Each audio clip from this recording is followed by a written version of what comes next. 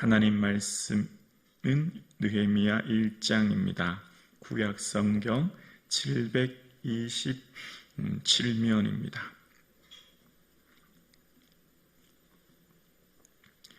느헤미야 1장입니다. 살아계신 하나님의 말씀을 함께 고백드리겠습니다.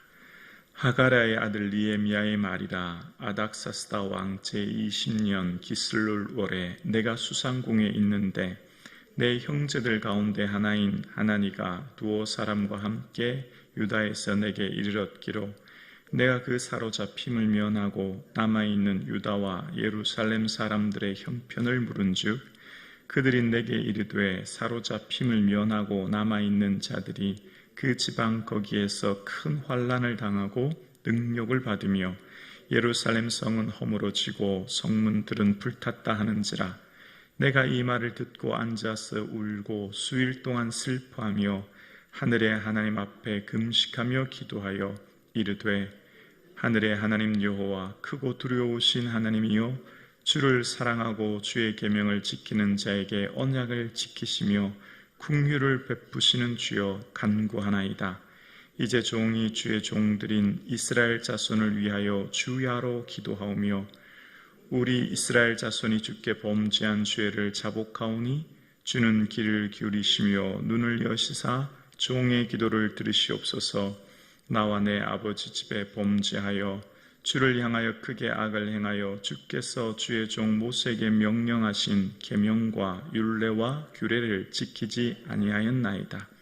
옛적에 주께서 주의 종 모세에게 명령하여 이르시되 만일 너희가 범죄하면 내가 너희를 여러 나라 가운데에 흩을 것이요 만일 내게로 돌아와 내 계명을 지켜 행하면 너희 쫓긴 자가 하늘 끝에 있을지라도 내가 거기서부터 그들을 모아 내 이름을 두려고 택하신 곳에 돌아오게 하리라 하신 말씀을 이제 청하건대 기억하옵소서. 이들은 주께서 일찍이 큰 권능과 강한 손으로 구속하신 주의 종들이요 주의 백성이오니 주여 구하오니 귀를 기울이사 종의 기도와 주의 이름을 경외하기를 기뻐하는 종들의 기도를 들으시고 오늘 이 종이 형통하여 이 사람들 앞에서 은혜를 입게 하옵소서 하였나니 그때 내가 왕의 술관원이 되었느니라. 아멘. 오늘 우리를 예배의 자리로 불러주신 하나님께 경배와 찬양을 올려드립니다. 하나님께서 허락하신 이 한 주간 주님의 은혜와 평강이 충만하기를 주님의 이름으로 축복합니다. 이 세상을 살아가는 사람을 만약 두 종류, 두 부류로 나눈다면 저는 이렇게 나눌 수 있다 생각합니다. 바로 살아있는 자와 죽은 자이지요. 살아있는 사람의 특징은 어떤 사람입니까? 생명을 나누고 위로를 나누고 소망을 나누는 그 사람을 통해 그 공동체가 살아나고 그 사람을 통해 그 공동체가 즐거워하고 기뻐하고 그런 저와 여러분 되기를 주 이름으로 축원합니다. 또 한 부류가 있다면 죽은 사람입니다. 그 사람을 통해 그 공동체가 아파합니다. 상처, 고통, 눈물이 생깁니다. 그 사람이 있는 곳에는 수많은 사람이 고통을 느끼는 것입니다. 그러니까 내가 있는 곳에 지금 나를 통해 위로와 소망과 은혜가 나눠지든지 아니면 지금 내가 있는 곳에서 아픔과 고통과 슬픔이 나눠지든지 그 둘 중에 하나인데 오늘 본문에 등장하는 사람 느헤미야는 여호와께서 위로하신다라는 이름입니다. 그러니까 느헤미야가 있음을 통해서 위로가 생기기 시작하는 거예요. 느헤미야 한 사람을 통해서 위로가 느헤미야뿐만 아니라 이스라엘 공동체 전체로부터 생기고 느헤미야 한 사람이 이스라엘의 큰 위로자가 되었다. 이게 오늘 본문을 시작하는 내용입니다. 오늘 저와 여러분의 삶이 위로의 삶이 되기를 주 이름으로 축원합니다. 이스라엘을 패망시킨 강대국은 바벨론이었고 그 바벨론도 이제 무너졌어요. 그 다음에 일어난 나라가 페르시아, 성경에는 바사라고 하는데요. 그 나라의 아닥사스 왕이 통치하는 20년 기슬월 11, 12월 늦가을이 됩니다. 기원전 445년 이스라엘 1차 포로가 귀환한 후 90년이 지나도록 예루살렘 성벽이 재건되지 않았고 13년 전에 에스라가 재건운동을 펼쳐 노력했지만 성공하지 못한 상태에 있어서 이 예루살렘에 대한 성벽 공사가 이루어지지 않아 그곳에 사는 사람들이 큰 어려움을 당하고 있다라는 소식을 들었을 그때의 상황을 이야기합니다. 자, 위로를 전하는 사람, 내가 있는 삶의 자리에서 나를 통해 이웃에게 위로를 전하는 사람은 첫 번째 관심을 가지는 사람이에요. 타인에게 관심을 가지는 사람. 2절 후반절에 보면 2절 후반절에 내 형제 가운데 하나인 하나니가 두어 사람과 함께 유다에서 내게 이르렀기로 내가 그 사로잡힘을 면하고 남아있는 유다와 예루살렘 사람들의 어떻게 해요? 형편을 물은즉 여기에 밑줄을 그었으면 좋겠어요. 이게 느헤미야의 첫 시작입니다. 형편을 물은즉 느헤미야가 어떻게 기록되었는가? 느헤미야 전체의 핵심적인 뿌리가 여기에 담겨져 있어요. 형편을 묻는 거예요. 이웃의 형편을 묻는 거예요. 밥은 먹었어? 요즘 잘 지내? 특별하게 어려운 것 없지? 보고 싶었어. 형편을 묻는 거예요. 이게 이웃을 살리는 거예요. 관심. 형편을 물었던 느헤미야에게 어떤 소식이 들리죠? 성벽이 큰 환난과 능욕을 당하고 예루살렘 성읍은 허물어지고 불탔다. 그래서 어떻게 하죠? 두 번째, 위로하는 사람의 두 번째는 공감이에요. 4절 볼게요. 4절입니다. 내가 이 말을 듣고 앉아 울고 수일 동안 슬퍼하며 하늘의 하나님 앞에 금식하며 기도하여 4절에 울고 수일 동안 슬퍼하며 여기에 밑줄을 그었으면 좋겠어요. 자, 남은 남이고 나는 나예요. 현대인들이 살아가는데 너무 박한, 너무 메마른 사회를 살고 있어요. 타인에게 전혀 관심이 없는, 나와 내 가족밖에 없는 이 시대를 우리가 살아요. 예수 믿는 사람들의 특징, 예수 믿는 사람은 다르지요. 예수 믿는 사람의 특징은 마음에 하나님의 사랑이 담겨져 있어요. 하나님의 사랑이 담겨져 있는 사람은 타인의 아픔을 첫 번째 물었는데 그 사람의 형편이 힘들고 아프면 두 번째 공감해요. 공감은 뭐죠? 함께 우는 거예요. 함께 우는 거.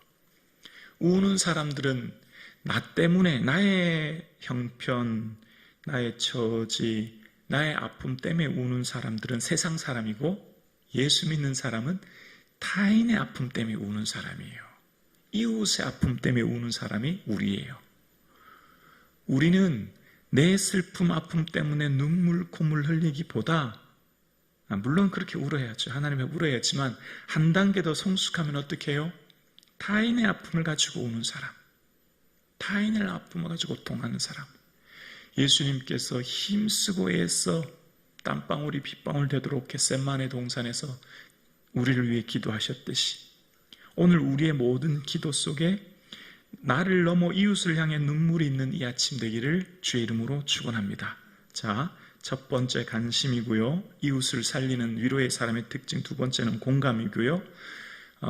위로하고 공감으로만 끝나면, 울기만 하면 이것은 더 이상 효과와 효능이 없어. 이것은 그냥 어쩌면 하나의 푸념으로만 끝날 수 있죠. 근데 이것이 능력으로 나타나고 이것이 실제적인 힘으로 나타나는 것은 마지막 세 번째 기도예요. 기도가 공동체를 살리는 거예요. 5절이죠. 5절입니다.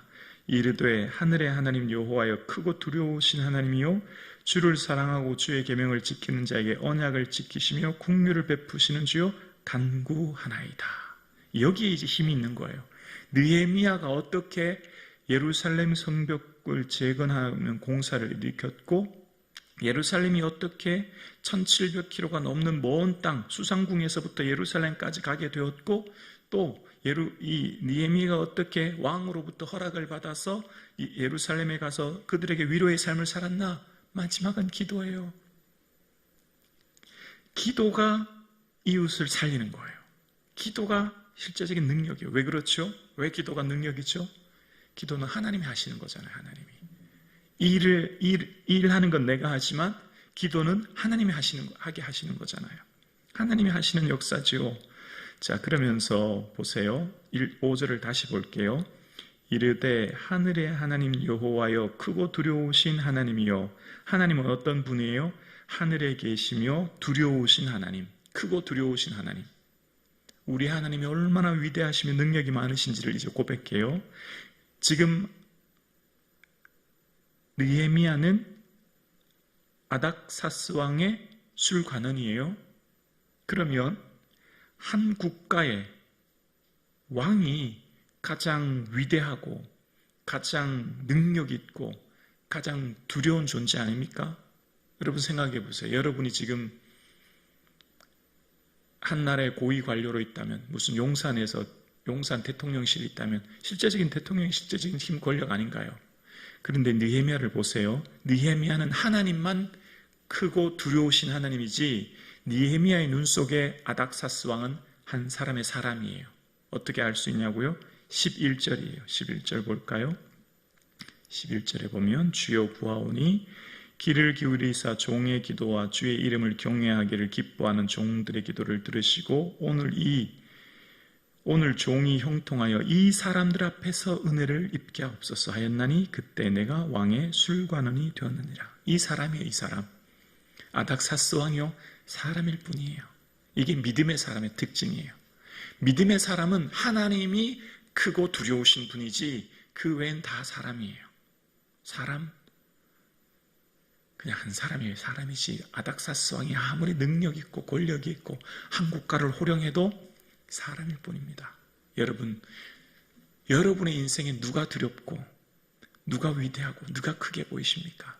오직 하나님만 크고 위대하고 두려우신 분이신 줄로 믿습니다. 그 외의 사람은 다 똑같은 거예요. 그 사람이 어떤 지위가 있든 어떤 권력이 있든 어떤 상황이든 다 똑같은 사람이에요. 이게 바로 하나님의 관점이죠. 하나님의 관점. 성경은 하나님의 관점으로 나와 세상을 보게 하는 거거든요. 이게 또한 믿음의 관점이에요. 하나님의 관점으로 나와 세상을 보는 거예요. 하나님 볼 때 사람은 다 똑같아요. 위아래 없어요. 똑같은 사람이에요. 왕이든 신하든 노예이든. 이게 바로 느헤미야의 특징이에요. 그래서 하나님께 기도하는 거예요. 자, 그런데 오늘 기도에 다시 5절에 보면 5절 다시 볼게요. 하늘의 하나님 여호와여 크고 두려우신 하나님이요. 그 다음 뭐죠? 주를 사랑하고, 하나님은 주예요. 주. 나의 인생의 주. 내가 주인이 아니에요. 주님 앞에 살아가는 사람이, 내 인생의 주인이 나인 사람은 나의 즐거움만 위해 살아요. 이웃이 아프든 말든 상관없어요.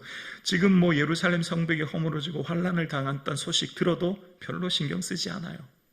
그 사람들은 그 사람들이죠. 나만 잘 살면 되지. 나는 이미 페르시아의 고위 관료인데, 술 맡은 관원인데. 그런데 하나님을 주로 고백하는 사람의 특징은 하나님이 주인이시니 어떻게 주를 기쁘시게 할까 생각하기에 이제 기도하는 거예요.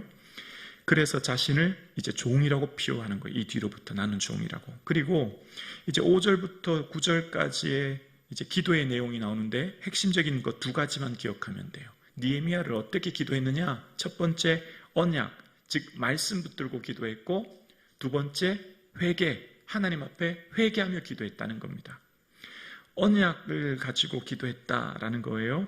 그래서 5절에 보면 언약을 지키시며 긍휼을 베푸시는 주여 간구하나이다 라고 했죠. 언약을 지키시는 하나님으로 5절에 시작해요. 그래서 그 구체적인 내용이 8절과 9절에 나와요. 8절과 9절에 보면 8절이요. 옛적에 주께서 주의 종 모세에게 명령하여 이르시되, 보이시죠? 주께서 모세에게 명령하신 시대는 언제냐면요, 지금 느헤미야가 주전 445년이니까 모세는 이미 1000년 전 인물이에요. 우리로 말하면, 오늘 우리 대한민국에 사는 우리로 말하면 왕건이 고려를 세울 때 시기랑 비슷한 거예요. 엄청난 시기죠. 자, 이렇게 멀리 시간적 간격이 떨어져 있는데 느헤미야는 모세가 한 말을 다 기억하고 그것을 가지고 기도해요. 그래서 9절 후반절에 보면, 9절 끝에 보면 이렇게 나오죠. 하신 말씀을 이제 청하건대 기억하옵소서. 하신 말씀이 뭐죠? 모세가 한 말씀, 그 율법의 말씀, 그 말씀을 기억하라는 말은 바꿔 말하면 뭐예요? 내가 지금 그 말씀을 기억하고 있다는 말이에요. 자, 무슨 말이죠? 이미 1000년 전에 모세가 기록한 하나님의 말씀을 1000년이 지난 지금 저 먼 이방 땅인 수상궁에서 그는 매일 뭐 했다는 거예요? 말씀을 읽었다는 거예요. 늘 말씀을 묵상했다는 거예요. 그래서 그 하신 말씀을 기억해 달라는 말은 내가 지금 하나님 말씀을 기억하고 있으니 하나님 기억해 달라는 거예요.